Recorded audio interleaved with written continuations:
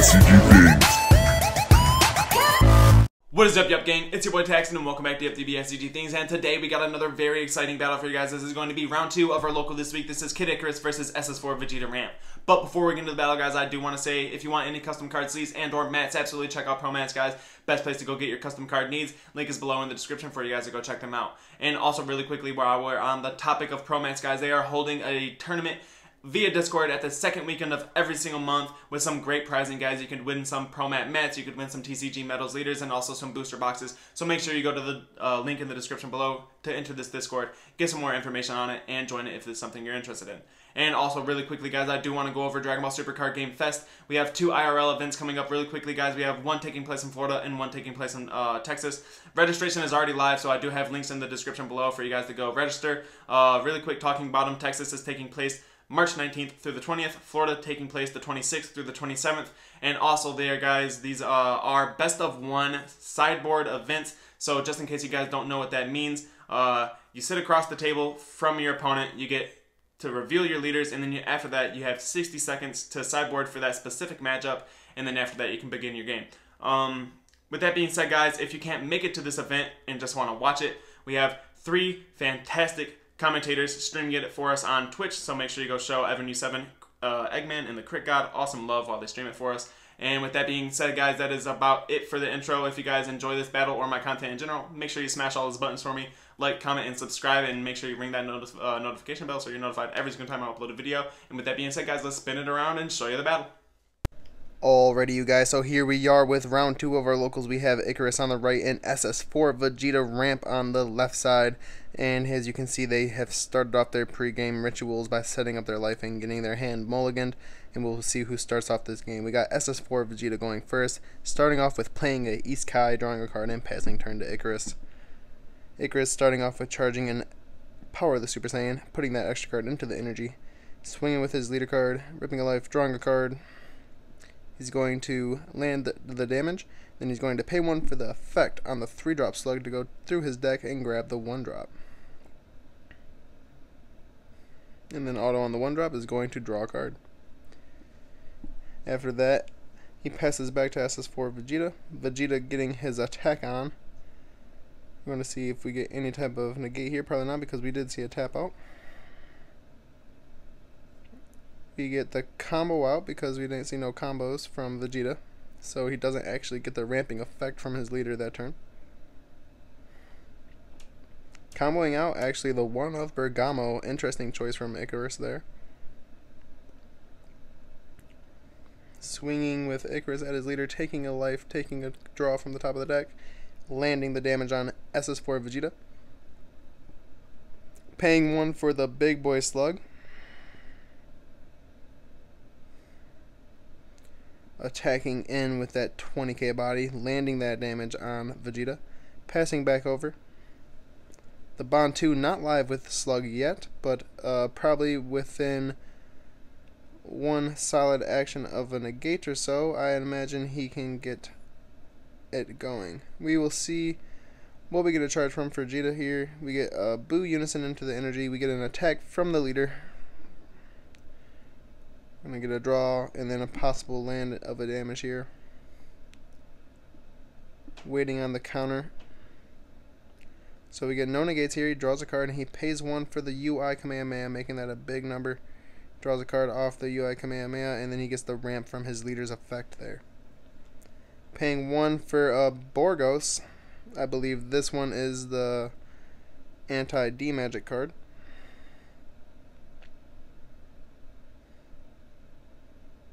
So we got the 3rd energy from Icarus here. So starting off his turn 3, set up exactly where he needs to be. 1 lead swing away from his awaken.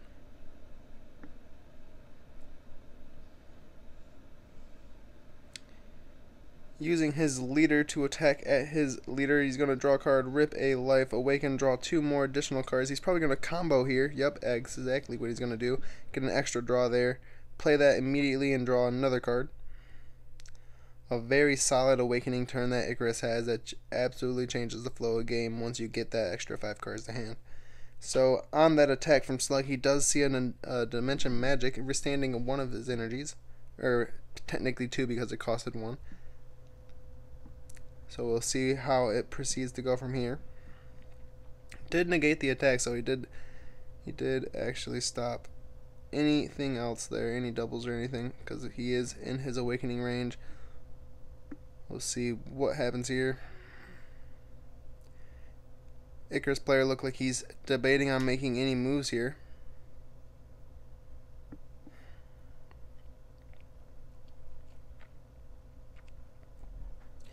Probably debating the tap 3 for the Trunks Unison.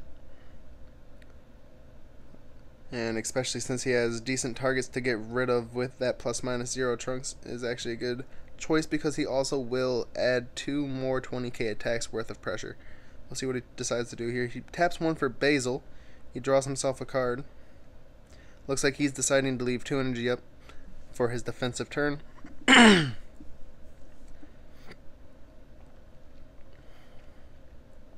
Does have to be careful. Wanting to play a Mecha Frieza on his opponent's turn will cost him a card from hand because East Kai is in play. We get the Awaken from the leader.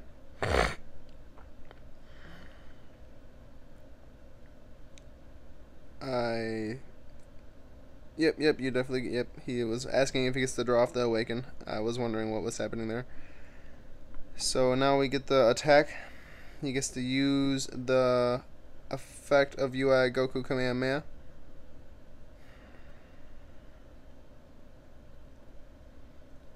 Here we're probably going to see either a combo out or just to take it. Probably wants to keep his hand healthy, so we'll see what Icarus decides to do here. Combos, takes the draw, and probably takes it. Nope, he's going dead into, he's going to survive this.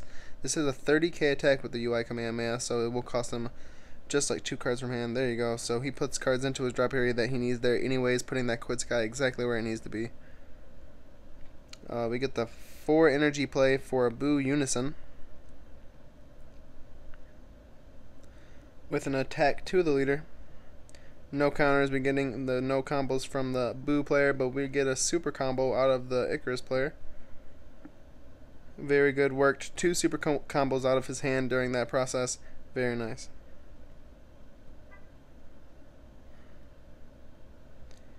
Charging the 4th energy.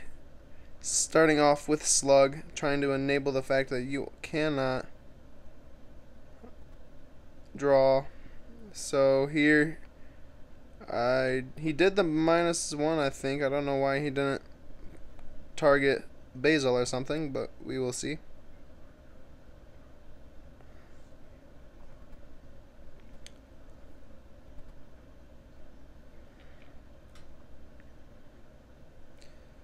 Slug is just such a oppressive card. It makes your opponent have to devote so many resources into one card. So here we get the play of the Trunks Unison for 3 energy using his ±0 effect. Rest a card, and if it's 4 cost or less, that card gets KO'd. Targeting the Kai, which is a great choice. Now his Mecha Friezas are way more cheap, and it doesn't cost him any type of tax to play it. So we will get the leader swing. Here we will probably see the first Mecha of the game. Hatchiak absolutely put a stop to his last turn there. So here he didn't want to start off with Mecha, wanting to get his draw from the higher dragon. Here he's getting attacked at with baby Hatchiak, a big old 40k attacker. We'll see what he decides to do here in response.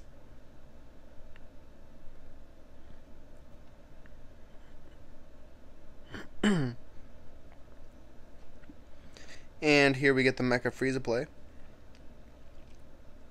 We'll see if we have a God Ceiling. No God Ceiling, but we do get a 6 energy investment play for the big old Vegeta blocker. He does look at the top 4 cards of the deck, adds as many of those mono blue cards to his hand as he wants, and then the rest of them go to the energy. Here the Icarus player is wondering if Slug does stop that, but Slug does not stop you from looking at the top of the cards. He just chose not to add any of them to his hand and placed all of them into rest mode. None of those cards actually go into his hand first, so we will let these guys debate this out. I actually believe I was sitting next to him, and he ended up asking me, and like I said, the auto is just like a top 4 search, and basically you get to choose to draw any 4 of those mono blue cards, and the rest of them go to the energy. So if you choose to draw none of them, all of them go to the energy off a top 4 search. So it's directly from deck to energy. We got the rest of the 1-drop to swing with the big ol' 30k. On that rest, he did get the play of a Poutine.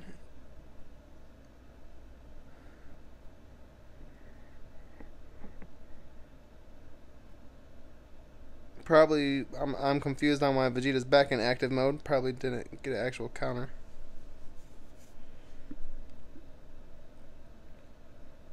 Here we will see what happens here. He gets the auto on his leader to untap.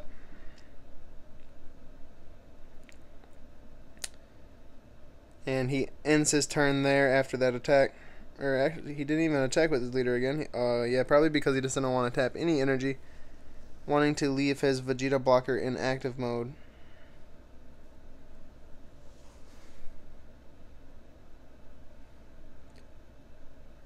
I am slightly confused as to how maybe he attacked with the 1-drop or something. I'm confused on how the 1-drop got rested and Poutine got played. I missed the play. Leave it in the comments below if you guys caught it.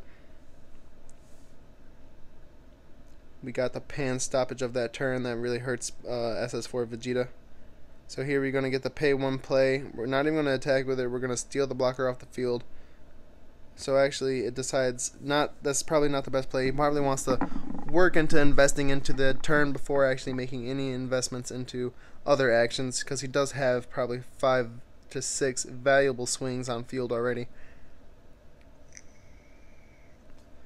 Seeing the overrealm of Secret ID warping up to 6 cost, so there he doesn't have to pay 1 for pan to get rid of the 6-drop blocker. He actually just warps it off the overrealm effect, which is very strong. Looking like we are about to tap 2. The tap 2 is a possible Turles choice here. Could be a way to get rid of Hatchiak and the 1-drop at the same time. Looks like he's swinging Slug into the 1-drop or the Unison. I missed what he pointed at there.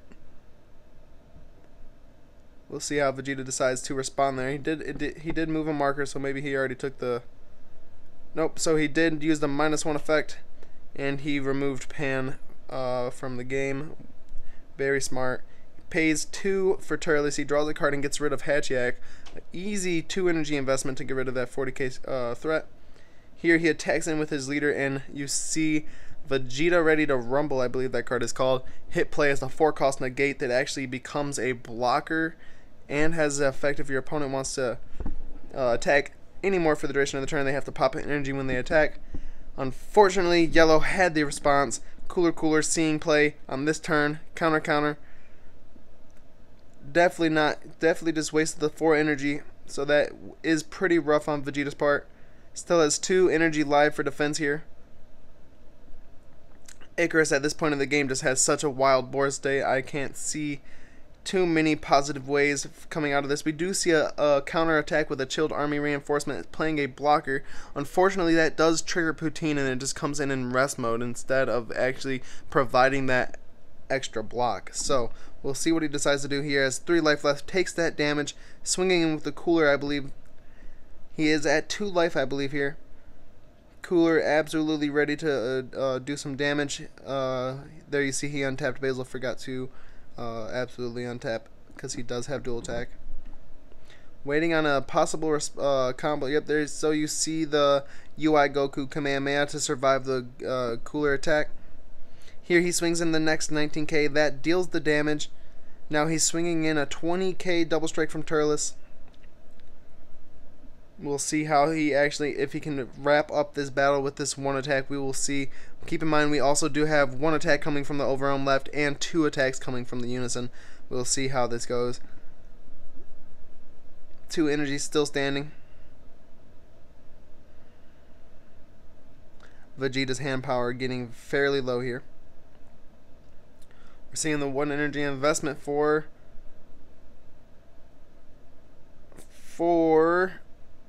looks like he's decided not to. It looked like that was possibly going to be a bean. So here you see the Xenos super combo. Doesn't seem like he has all too much defense in his energy to go picking up anyways. So you see he grabs just whatever he can. I believe it was a bean. So maybe the 2 beans will help him out here, get him that extra 10k. We'll see a bean here on this attack. No combos from Icarus, which is surprising to me. I'm surprised he didn't dump. So here he attacks with the Unison.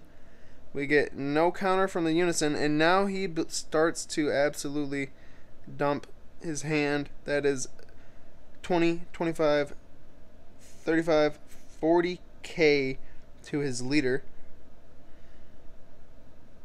We see the Zeno super combo from Vegeta picking up an energy, placing something back down. It looks like he's choosing to grab Bean here,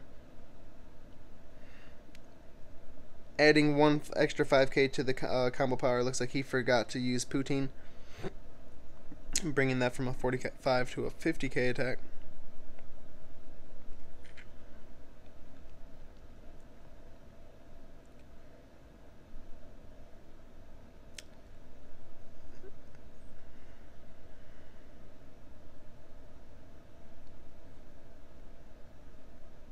So Vegeta's still sitting here trying to figure out what he needs to do to combo out, because he does have the option here, because I do believe Zeno can grab him the UI Kamehameha here. So he does choose to grab the UI Kamehameha and charge down his Unison. He's going to pay 1 for that. All it does really is give him 15k and untap 1 energy. So he's still open for 4 energy here. 20k, 30k, plus 15. There it is. He survives that attack. 1 card in hand. He swings with the overwhelm, and that's it, guys. I hope you guys enjoyed the battle, and if you guys did, make sure you like this battle, leave me a comment, and subscribe to the channel. We'll see.